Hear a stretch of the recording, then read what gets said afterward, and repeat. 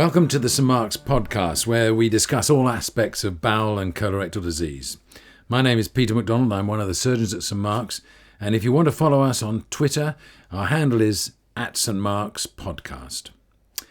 Now, for the first time, or international listeners joining us, St Mark's was founded in 1835 by Frederick Salmon and remains the UK's only specialist bowel hospital and is dedicated to all aspects of bowel pathology.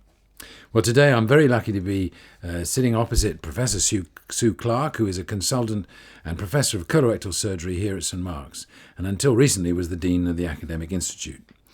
Her main interest is, of course, inherited colorectal cancer syndromes, and she's also the director of the St Mark's Hospital Polyposis Registry. Thank you, Professor Clark, for being with us today. And we're going to start off, I think, with the inherited colon cancer as a whole, and come back to familial adenomatous polyposis for our second podcast at a later date. So why is it that when some years ago, when we were considering all this, we thought by now we would have 70% of cancers inherited and characterised, when it's much, much smaller than that? What would you say to that? Well, I think we've really quite changed our understanding of the relationship between inheritance and cancer. It's like all of these things, there's sort of been an ebb and flow. You mentioned the Polyposis Registry. The Polyposis Registry was started in 1924 when a surgeon and pathologist realised that there were people who developed colorectal cancer very young, and that they had a very strong family history of the condition, and that they had a lot of polyps. And they worked out that this was inherited. They worked out the dominant inheritance pattern of what turned out to be familial adenomatous polyposis, and realised that in a sense you can inherit bowel cancer. A bit later on, the initial pathologist was Cuthbert Jukes.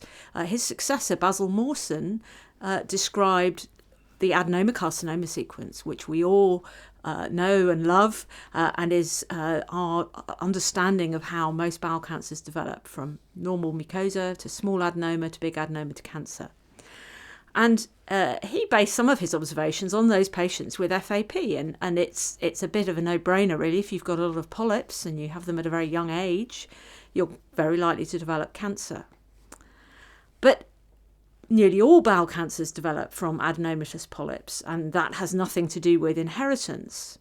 And in the 1950s, 1960s, 1970s, people started to unpick the clockwork of what was happening in all cancers. And again, bowel cancer is easy to study because you can take the early lesions, you can take small adenomas, big adenomas, and you can take cancers and you can look at what's actually going on in them. And I think we now accept that all cancers really develop in a sense, in a process that's like Darwinian evolution. What do you mean exactly by that? That sounds confusing to me. What I mean by that is when we're conceived and as we grow and develop, all our cells are the same. They've all got the same genetic code. Now, obviously, that code is used in different ways depending whether you're a gut stem cell or an osteoblast or whatever you're doing as a cell. But fundamentally, all cells genetically are identical. And the way they behave is modulated by expression of genes, which can be switched on and off, like conducting an orchestra. But fundamentally, they're all supposed to be the same, and they all behave in the right way. Now, we think cancers arise when cells accumulate mutations that stop them behaving in the right way, so they don't stay where they belong. The hallmark of cancer is invasion. They move, they go around in the bloodstream and in the lymphatics and settle in the wrong place and grow and harm us. And that is what cancer is.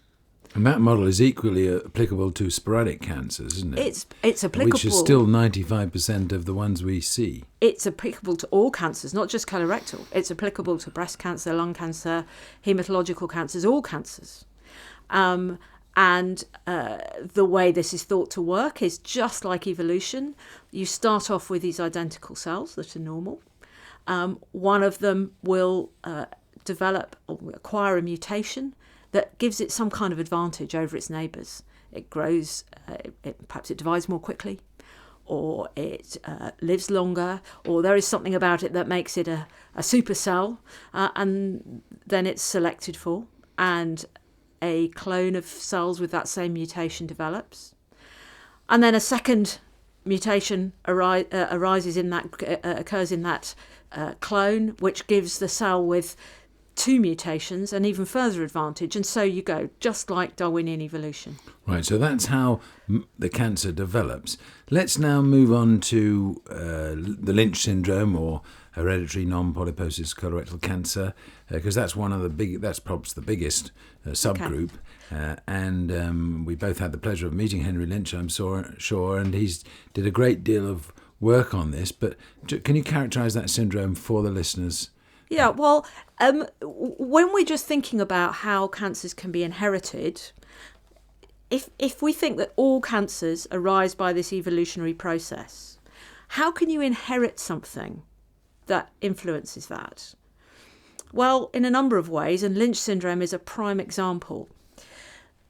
If evolution depends on mutations occurring, which we know it does, then it will happen much more quickly if you get more mutations. Now, we know that happens in nature. If you go to where Chernobyl was and there's a lot of radiation, you get accelerated evolution, effectively. A lot of mutations occur. Now, when our cells reproduce, the DNA actually is not very faithfully replicated. There are lots of spelling mistakes. But we have some very powerful tools in our cells to spot and correct spelling mistakes, a bit like spell check on your computer.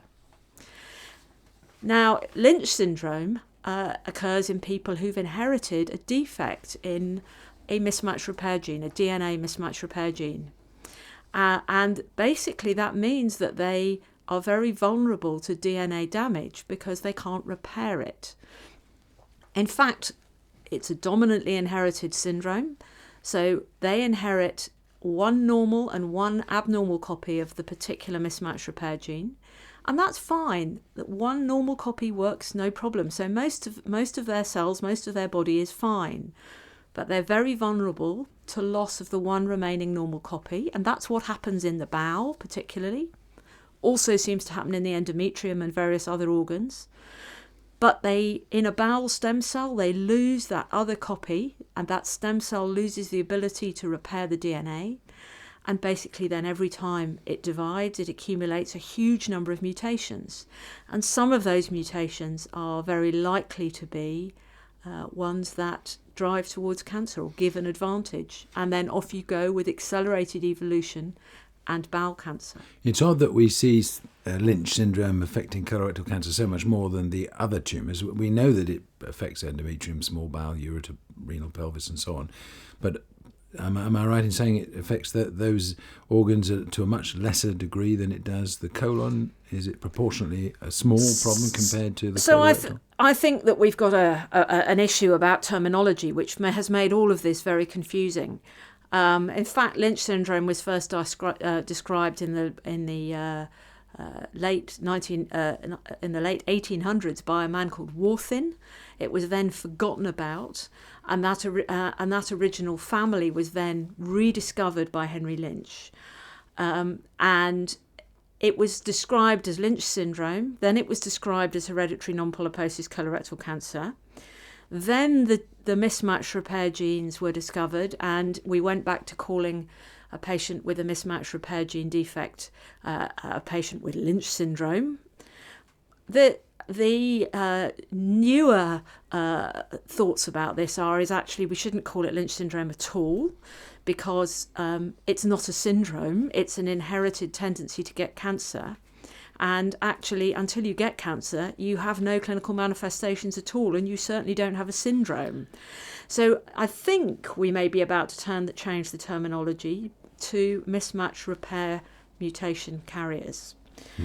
And the other thing that we have discovered is that these things, it's much more common than was originally thought. We think that probably 1 in 300 people carry a mutation in a mismatch repair gene, and as a result are at increased risk of cancer.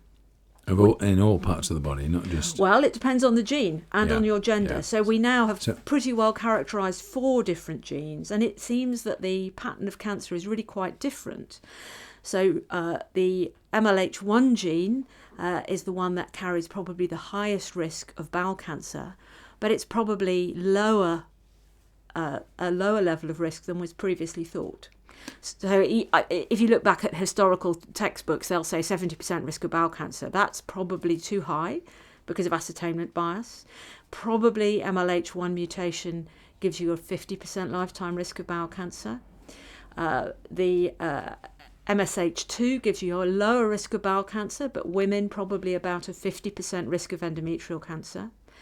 PMS2 probably gives you virtually no increased risk in bowel cancer and a slight increased risk in endometrial cancer.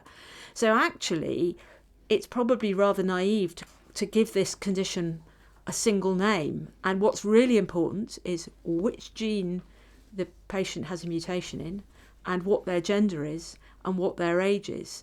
So this is about genomic medicine providing much more personalised information about somebody's actual risk. So there's been this new classification, consensus molecular subtypes of colorectal cancer. Is that a useful classification? I mean, you're sort of hinting towards it a bit there. Yeah, so that's a really interesting... that's been some really interesting work that's come out over the last 3 or 4 years, really looking at the biological behaviour of bowel cancers and grouping them according to gene expression. And by doing that, you realise that there are undoubtedly a number of very, very different kinds of cancer. So we've been, again, naive, I think, in thinking of bowel cancer as one disease. And haematological oncologists are way ahead of the game. You know, it's been a long time since leukemia has been all one disease, or lymphoma all one disease. And actually, we're now recognising that bowel cancer differs. And we've discovered this with this ebb and flow of studying inherited cancers and then realising that some of the sporadic cancers actually have very many similarities and that it helping you understand the biology. So the commonest kind of colorectal cancer is the same as the cancer that arises in FAP. And actually in that group, the way people have inherited their high risk of cancer is nothing to do with DNA repair or other mechanisms like that. What simply has happened is that people with FAP have already taken the first step in the standard Vogelstein adenoma carcinoma sequence. The earliest change in most sporadic colorectal cancers is loss of the APC gene in the cells in the lining of the bowel. Now, a patient with FAP has inherited a mutation in that gene in every cell in the body the day they were conceived. So basically, they've just taken that first step in the standard cancer Which pathway. Makes them so much more likely to get it. Almost inevitable. Absolutely. But when they do get lifetimes. it, their biology of their disease is the same as the majority of sporadic colorectal cancers. So they have microsatellite stable, chromosome unstable cancer.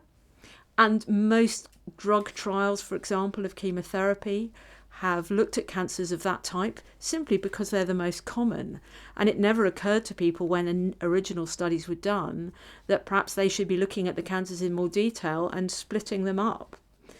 One of the other subtypes is the chromosome stable microsatellite unstable, and Lynch syndrome, cancers arising due to mismatch repair gene mutation, par excellence are in that group. And those cancers show the hallmarks of defective mismatch repair. So they're bristling with mutations, which probably makes them very immunogenic, which may explain partly why they have a good prognosis. Some pathologists, particularly Jeremy Jass, noted early on that he could actually see differences on H&E staining. Those cancers have lymphocytic infiltrate. They have a Crohn's-like reaction, and they are immunologically different from standard cancers, and they're very different because they have a lot of misspelt DNA. Just like in your computer, If your spell check is broken, your documents will be full of spelling mistakes. So the understanding of Lynch syndrome has led us to find these cancers. And then, of course, we found that about 15% of sporadic cancers, which have nothing to do with Lynch syndrome, are biologically very similar. And it turns out that that's because in those, the mismatch repair genes are switched off. They're intact, but switched off due to promoter methylation, MLH1 promoter methylation, which seems to occur in some elderly patients, but results in a cancer that looks very like a cancer from Lynch syndrome. So if these cancers are all slightly different, or many of them are, and we've got all the beginning to see more and more of these subgroups coming up with differences, how useful is that going to be, or has it been, in the therapy that we're employing yet? Well, we're beginning to discover that it's very important. The Lynch syndrome cancers, we know, do not seem to respond as well as other cancers to 5FU-based chemotherapy, or at least certainly to 5FU alone. And that's probably due to the way that 5FU works and triggers apoptosis. And that's been our base drug for about 40 years, hasn't it? Yeah. So when you're looking at somebody that you know has Lynch syndrome, first of all, they have a better prognosis anyway. So if they have a node-negative tumour, it's very questionable whether they will actually benefit from chemotherapy or not. Different from the more standard cancers. And when you do give them chemotherapy, you need to be careful what you give them and not give them 5FU alone. So it's very important that the oncologists know. But the same holds true to an extent of other mismatch repair deficient tumours. So the 15% of sporadic cancer that are mismatch repair deficient. And it's very important that we identify those. We're now also realising that these tumours, whether they're Lynch syndrome or sporadic, are actually sensitive to different kinds of therapy. Immunotherapy with checkpoint inhibitors is a new treatment which holds a great deal of promise. There are randomised trials ongoing at the moment, but it certainly looks as if these tumours should perhaps be treated differently. And again, it's very important that we identify them. So around the world, how many places, or what proportion of patients with colorectal cancer of any kind, are being given this sort of special treatment just aimed at their particular tumour? I mean, we're not very far with this yet, are we? We're not. Around the world, it's extremely variable. There are certain institutions in North America and in Australasia where, off their own bats, some time ago, they started partly as research and partly to try and give people the best and most up-to-date results that they could have, started actually assessing the tumours. So you can see whether a tumour is mismatch repair deficient using immunohistochemical techniques, just staining for mismatch repair proteins, or you can actually look at the tumour DNA. And there are a number of places around the world that already started doing that. About 2 years ago, NICE in the UK brought out a guideline that all colorectal cancers should be tested. Now, the thrust of that was to identify Lynch syndrome, and it was demonstrated it was cost effective to do a test that costs about £60 to identify, or at least to set the ball rolling in identifying people with Lynch syndrome so that you could benefit them and their families and hopefully prevent cancer. But actually, I think the more important spin-off is that allows you also to identify the cancers that are mismatch repair deficient and are sporadic, and offer them a better more treatment. the appropriate treatment and the appropriate decision making, and then treatment if they need treatment. And that's a spin-off that I don't think was recognised, or certainly wasn't pushed when we started doing it, but I think it's possibly even of more benefit. What sort of proportion of patients in the UK, for example, are getting that test that NICE recommended? I mean, as far as I know, it's pretty small, isn't it? Well, it's rising. The last Freedom of Information requests, I think, by Lynch Syndrome UK that I saw, it was in the region of 50%. But, I think it's rising pretty quickly. And I also think it's going to change. Because at the moment we're using immunohistochemistry, which involves then more steps. Because if you find an abnormality, you have to then work out whether it's sporadic or inherited.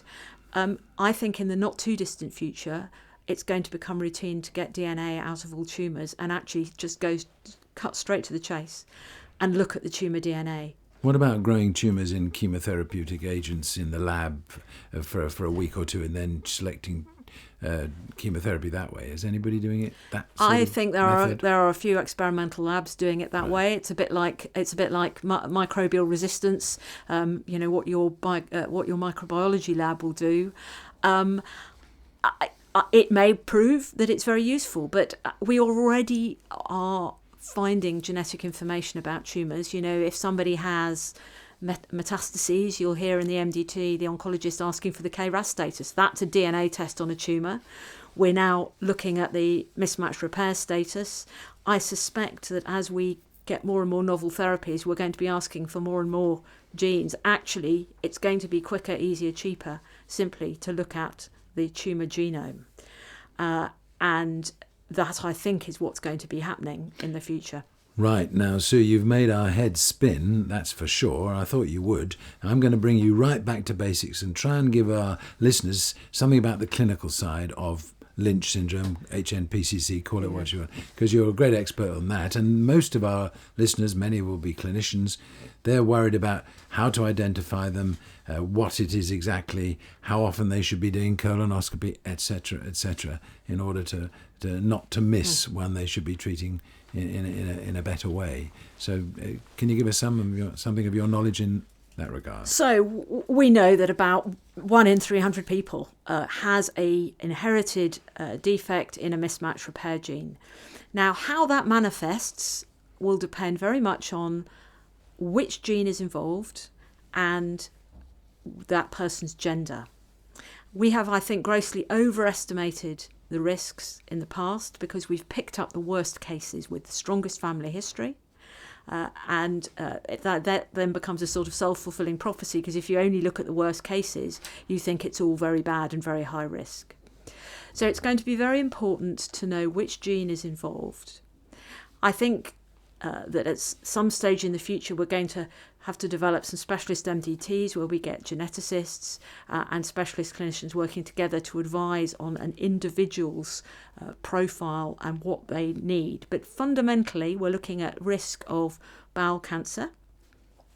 And we know that the risk will vary from 0 to 50% lifetime risk of colorectal cancer, depending on which gene is involved. So the highest is probably 50%. We know that colonoscopy, which should be high quality colonoscopy, definitely prevents cancers and saves lives. It needs to be done at least every 2 years. We know that these cancers develop more quickly than the average bowel cancer, probably because of this high-speed mutation generation that's going on. So those colonoscopies need to be frequent, 2 yearly. They need to be high quality. They need to start at about the age of 25 or younger if other people in the family have had cancer younger. So this is after we've identified a family with one or two early colorectal cancers. Well, this is what you know when you have somebody that you know has Lynch syndrome. Yeah. So they need to have colonoscopy regularly. We know also that their risk of colorectal cancer is probably about halved by taking aspirin. Now that, again, is something we're needing to refine at the moment. There's a trial ongoing at the moment, the CAP3 trial, to look at the dose of aspirin that's needed. It's possible it also reduces the risk of other cancers. It's also possible that the dose depends on your weight and that we need to get the right dose for the right size person. But certainly aspirin is something that we recommend for patients who have a mismatch repair gene defect. And at the moment, what's the front runner in terms of dose? Are we talking about very low dose aspirin, or are we talking about very high dose aspirin? At the moment, we're putting people into a trial, but probably we're looking at only low dose aspirin if you weigh less than 70 kilos, and then a higher dose if you weigh more than that, probably at least 300 milligrams if you weigh more than 80 kilograms. And you mentioned sex earlier, about bearing that in mind when we assess and think about these patients. Can you clarify that a bit more? So the next commonest cancer after bowel cancer is endometrial cancer, and then ovarian is not far behind, really, about a 10% risk of ovarian cancer. Now, again, we now know that we've possibly overestimated the risks, and the risks are very much related to which gene is mutated. But the endometrial cancers, they tend to have a pretty good prognosis, but at the same time, many women who've seen members of their family develop endometrial cancer and ovarian cancer are quite keen when they've reached the end of their reproductive life to actually have a hysterectomy and oophorectomy. And it's certainly something we should think about offering women who are having surgery for colorectal cancer. At the same time, they may wish to have a prophylactic oophorectomy and hysterectomy, because we know screening doesn't help. There's no evidence to support gynecological surveillance or screening of any kind. And I mean, am I right in thinking that Lynch syndrome as a whole is the same for male and females, or is there a major difference between colorectal cancer rate in this? The colorectal condition? Cancer rate is probably a bit lower in women than in men. And in men, there may be an increased risk of prostate cancer. And there is, again, an ongoing study looking at enhanced prostatic screening for men. But it doesn't seem to be a particularly major risk. I think you mentioned somebody with Lynch syndrome. Well, how are you going to diagnose somebody? Well, obviously, if a member of a family is identified, then we would offer predictive genetic testing to their relatives, so that you can, with a blood test in the space of a few weeks, know whether or not they have it. But this is a genetic diagnosis, and the family history criteria that we all talked about historically are really pretty poor. So Amsterdam criteria still used, or useful or not? They were originally a research tool. They were used in a study that was designed to try and identify the genes causing this, and they did the job for that. But they are not very helpful. So the Amsterdam criteria really just describe a dominantly inherited high penetrance syndrome. So you need to have 3 people. One of them needs to be a first-degree relative of the other 2. There need to be at least 2 generations involved. And somebody has to be under the age of 50. The original criteria, it was just bowel cancer. The modified criteria included the other Lynch syndrome-related cancers. But actually, when you start doing the genetics, you discover that only half the families that we know actually genuinely have Lynch syndrome actually fulfill those criteria. And if you look at the families that do fulfill those criteria, only half of them have Lynch syndrome. So while they can be useful in helping your ears prick up, if you see a family that fits those, you need to refer them to genetics. But it's not a diagnostic criterion, and not meeting those doesn't mean you don't have this in the family. And if we've done those tests and they're positive for an individual in a family which seems to carry it, what are the treatment options? Do we wait for a tumour to develop, or do we do a prophylactic operation? So I talked about colonoscopy, which is the most important thing in patients with Lynch syndrome.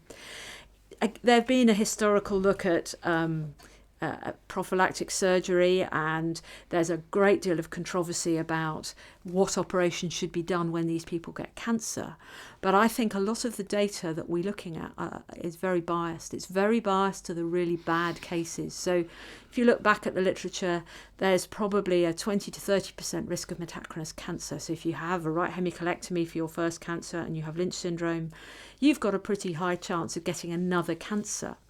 But when you actually look at the papers that those data come from, they are very old, they're very biased. Most of those patients have MLH1 mutations, which are the ones with the highest risk. None of them really characterise the colonoscopies that were done in the people who had segmental colectomy. And even then, they don't show an increased risk of death in people who had segmental rather than extended colectomy.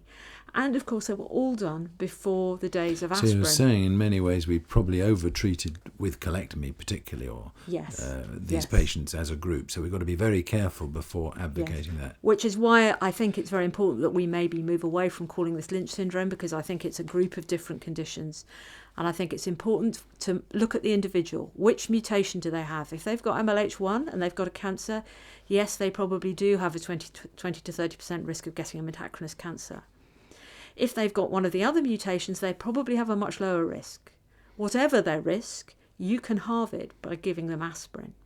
Well, and you need to think about the effect of surgery. You know, if they are older, they may have a poor functional outcome if you do an extended colectomy. If they're younger, it may be more sensible. They've got a longer time to get their metachronous tumour. They may be able to tolerate an extended colectomy better. It's an individualised thing, and I think a broad brush, you know, this is the operation we do in Lynch syndrome is wrong, and we need to think about the individual. Well, on that note, Professor Sue Clark, you've covered the ground pretty thoroughly. I think it sounds to me like the people in the labs are going to be even busier than they are now. The geneticists are going to take a leading role in these syndromes, and we've got to try and give them the patience and support them as you have done so well in the last few years, in order for us to understand these conditions, which at first glance seemed simple, but now they seem to be getting more and more complicated year by year. So we're looking forward to your next podcast, but thank you very much for giving us the benefit of your knowledge today. Well, thank you for having me.